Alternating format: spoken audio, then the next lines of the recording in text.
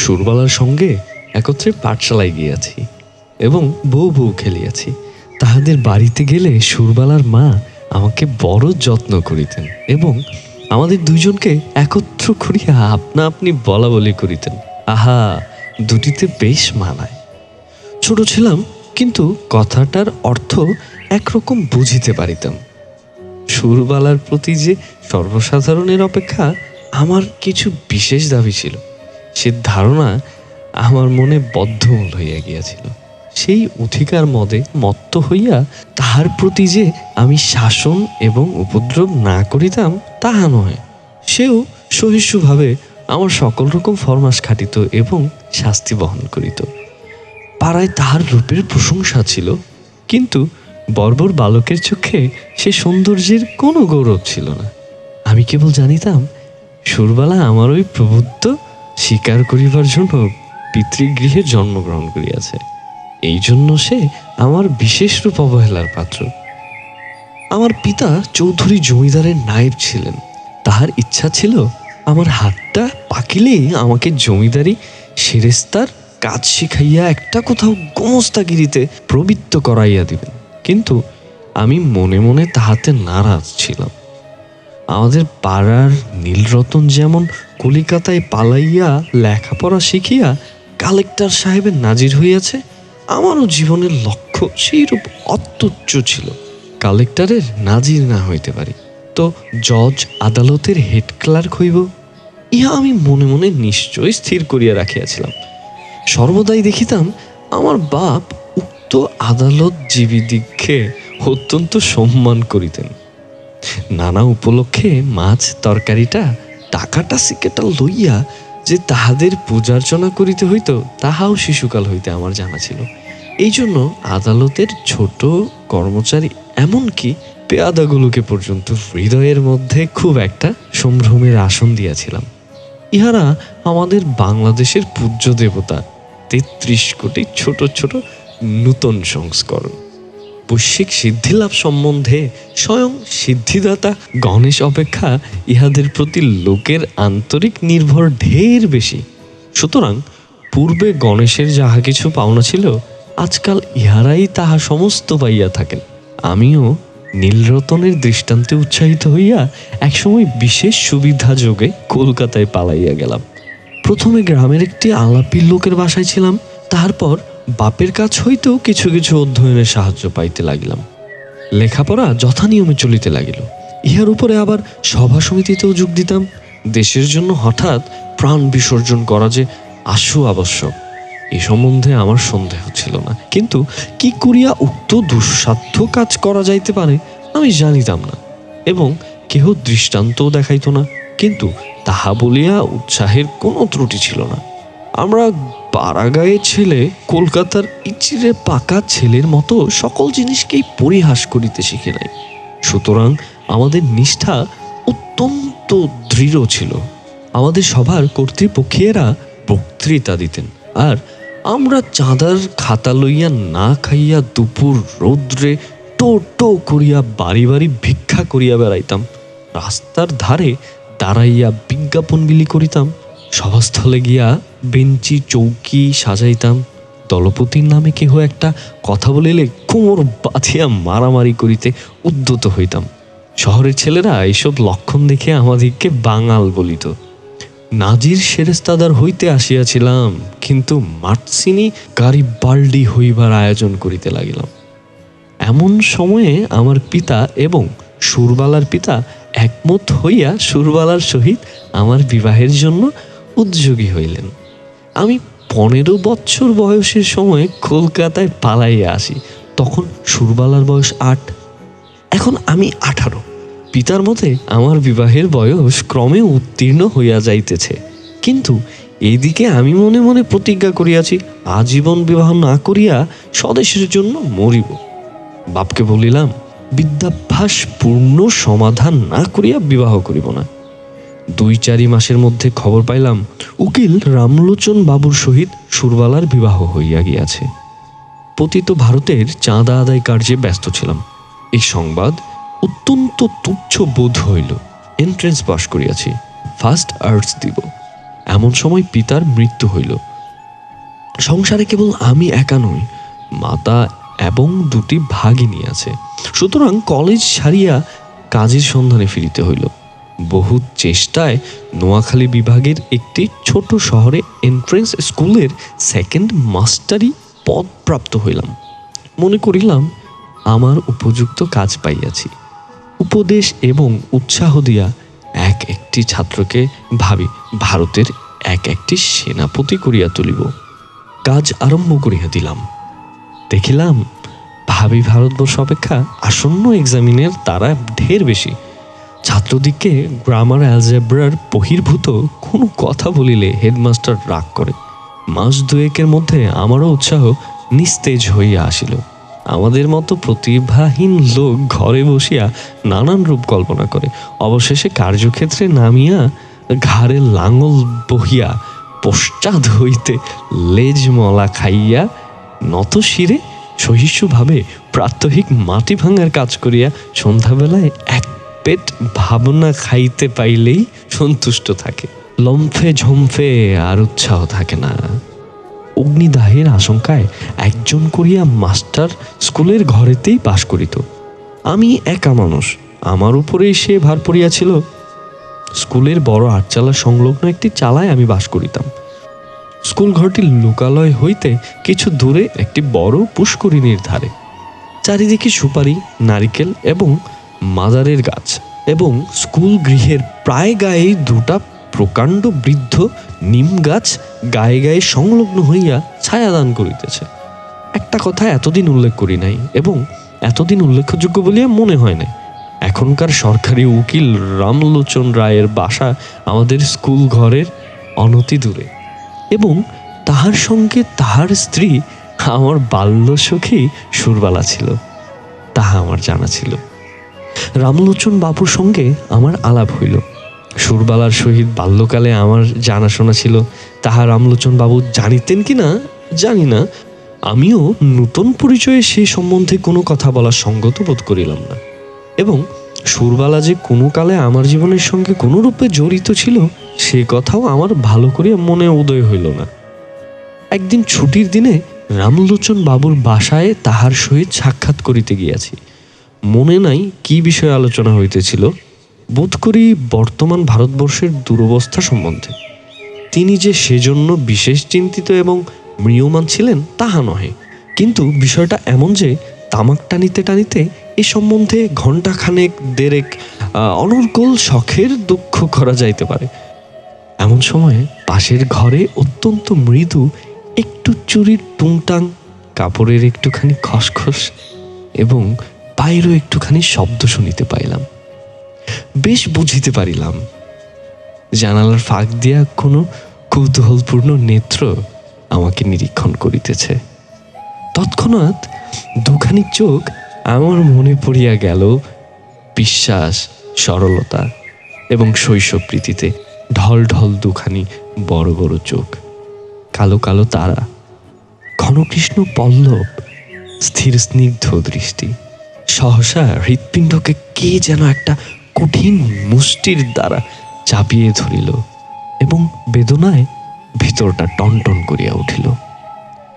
বাসায় ফিরিয়া আসলাম, কিন্তু সেই ব্যথা লাগিয়া রহিল। লিখি পড়ি, যাহা করি কিছুতেই মনের ভাব দূর হয় না। মনটা সহসা একটা বৃহৎ বোঝার মতো হইয়া বুকের শিরা ধরিয়া দুলিতে লাগিল। সন্ধ্যাবেলায় একটু স্থির হইয়া ভাবিতে লাগিলাম, এমনটা হইল কেন? মনের মধ্য হইতে উত্তর আসিল, তোমার সে সুরবালা কোথায় গেল?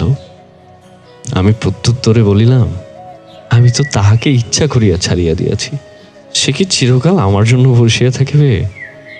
মনের ভিতরে কে বলিল, তখন যাহাকে ইচ্ছা করিলেই পাইতে পারিতে, এখন মাথা খুঁড়িয়া মরিলেও তাহাকে একবার চক্ষে দেখিবার অধিকারটুকু পাইবে না।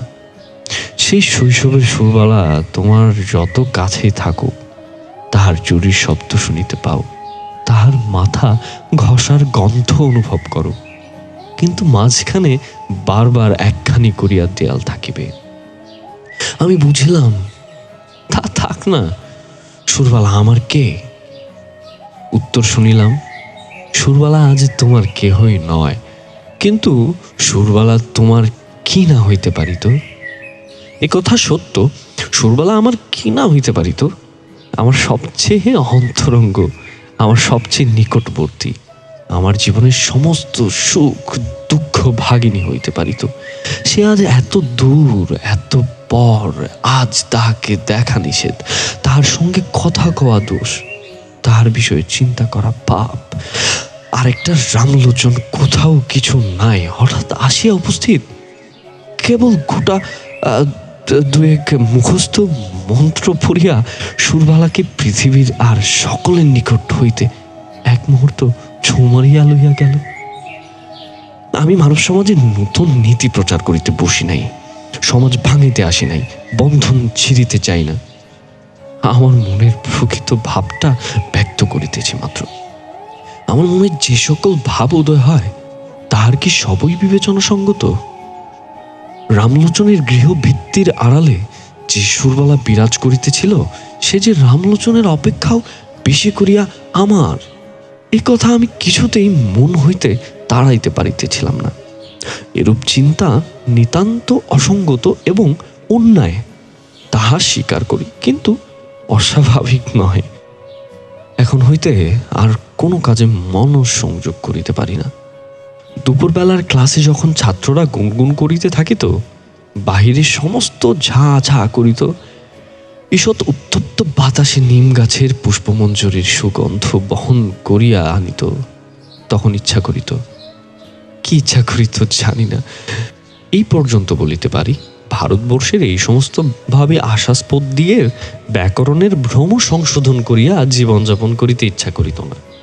স্কুলের ছুটি হইয়া গেলে আমার বৃহৎ ঘরে একলা থাকিতে মন টিকিত না, অথচ কোনো ভদ্রলোক দেখা করিতে আসিলেও অসহ্য বোধ হইত। সন্ধ্যাবেলায় পুষ্করিণীর ধারে সুপারি নারিকেলের অর্থহীন মর্মধ্বনি শুনিতে শুনিতে ভাবিতাম, মনুষ্য সমাজ একটা জটিল ভ্রমের জাল।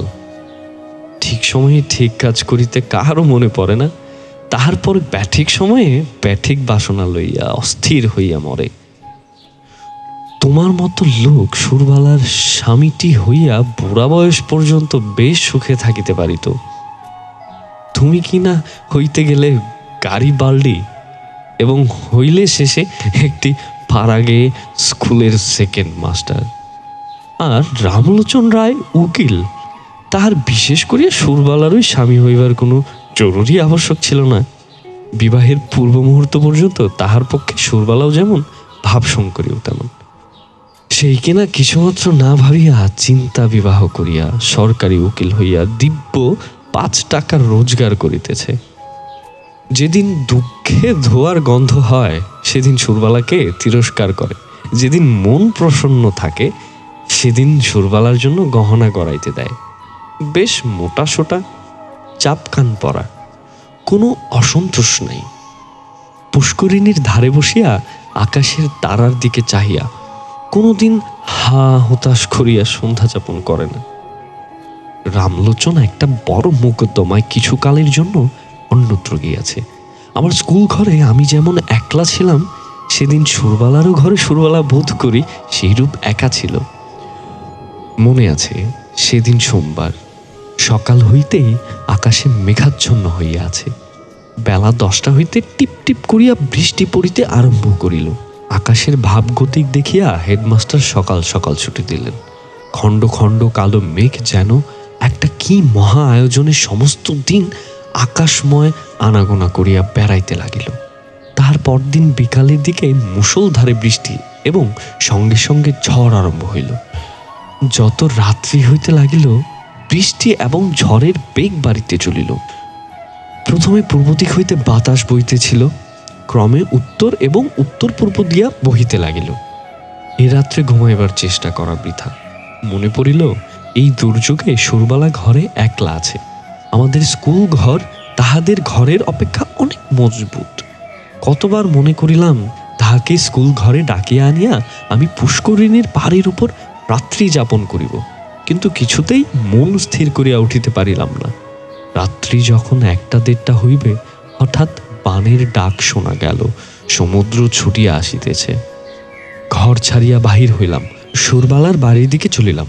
পথে আমাদের পুষ্করিণীর পার, সে পর্যন্ত যাইতে না যাইতে আমার হাঁটু জল হইল। পাড়ের উপর যখন উঠিয়া দাঁড়াইলাম, তখন দ্বিতীয় আরেকটা তরঙ্গ আসিয়া উপস্থিত হইল।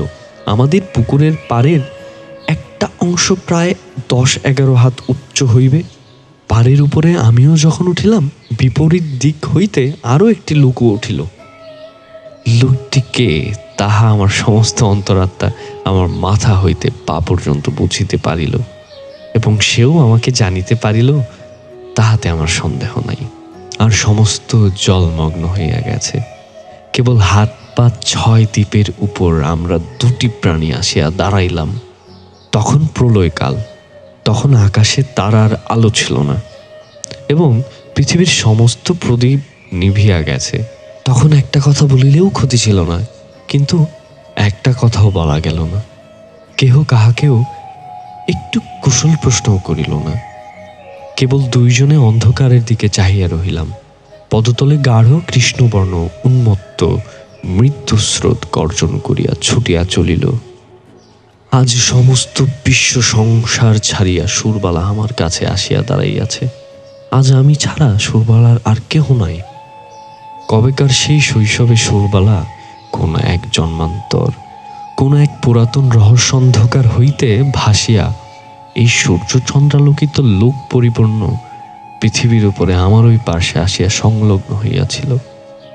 আর আজ কতদিন পরে সেই আলোকময় লোকময় পৃথিবী ছাড়িয়া এই ভয়ঙ্কর জনশূন্য প্রলয় অন্ধকারের মধ্যে সুরবালা একাকিনী আমার ওই পার্শ্বে আসিয়া উপনীত হইয়াছে। জন্মসূত্রে সেই নবকলিকাকে আমার কাছে আনিয়া ফেলিয়াছিল। মৃত্যু স্রোতে সেই বিকশিত পুষ্পটিকে আমার ওই কাছে আনিয়া ফেলিয়াছে। এখন কেবল আর একটা ঢেউ আসিলেই পৃথিবীর এই প্রান্তটুকু হইতে, বিচ্ছেদের এই বৃন্তটুকু হইতে খসিয়া আমরা দুজনে এক হইয়া যাই। সেই ঢেউটা না আসুক, স্বামী পুত্র গৃহ ধনজন লইয়া সুরবালা চিরদিন সুখে থাকুক। আমি এই এক রাত্রে মহাপ্রলয়ের তীরে দাঁড়াইয়া অনন্ত আনন্দের আস্বাদ পাইয়াছি। রাত্রি প্রায় শেষ হইয়া আসিল। ঝড় থামিয়া গেল, জল নামিয়া গেল। সুরবালা কোনো কথা না বলিয়া বাড়ি গেল। আমিও কোনো কথা না বলিয়া আমার ঘরে গেলাম। ভাবিলাম, আমি নাজিরও হই নাই, ফেরেশতাদারও হই নাই, গাড়ি পাল্লিও হই নাই। আমি এক ভাঙা স্কুলের সেকেন্ড মাস্টার। আমার সমস্ত ইহজীবনে কেবল ক্ষণকালের জন্য একটি অনন্ত রাত্রির উদয় হইয়াছিল। আমার আয়ুর সমস্ত দিন রাত্রির মধ্যে সেই একটি মাত্র রাত্রি আমার তুচ্ছ জীবনের একমাত্র চরম সার্থকতা।